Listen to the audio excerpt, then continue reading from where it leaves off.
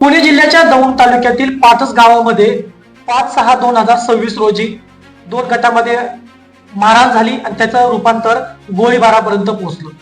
हा प्रकार पाटस गावातील गर्दडे कॉम्प्लेक्स या ठिकाणी घडला आणि पोलिसांनी त्यामधील जे आरोपी आहेत 8 आरोपी आहेत, त्या 8 आरोपींना ताब्यात घेतलं आणि त्यांच्याकडनं त्यांची विचारपूस सुरू केली। आणि याच्यामध्ये हा जो गोळीबार झाला हा कशामुळे झाला याची माहिती अप्पर पोलीस अधीक्षक गणेश बिरादार यांनी प्रसार माध्यमांना दिली की संतोष कडू आणि सूरज कोराडकर हे दोघांचा सिमेंटचा व्यवसाय आहे आणि सिमेंटच्या व्यवसायामधून यांच्यात वाद झाला आणि तो वाद मारहाण झाली, मारहाणीचं वाद रूपांतर गोळीबारापर्यंत झालं।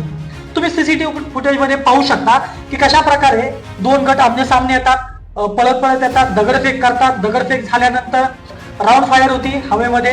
त्याच्यानंतर याच्यामध्ये या सर्व घटनेमध्ये कुणाला कोणतीही जीवितहानी झाली नाही किंवा जखमी देखील झालेला आहे, परंतु हे जो प्रकार होता जो वर्दळीच्या ठिकाणी होता त्या ठिकाणी नागरिक होते शॉपिंग करण्यासाठी आलेले, त्यांच्या त्या परिसरामध्ये ही घटना घडली आणि आपल्या हाती हा सीसीटीव्ही फुटेज आलाय।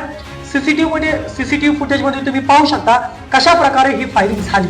आता पोलिसांनी अनेक लोकांवर 8 लोकांवर गुन्हे दाखल केले होतं, अजून काही उर्वरित लोक आहेत त्यांच्यावर देखील गुन्हे दाखल केल्याची माहिती समोर येते। आता पोलीस प्रशासन देखील आता पुढचा तपास करते। धन्यवाद।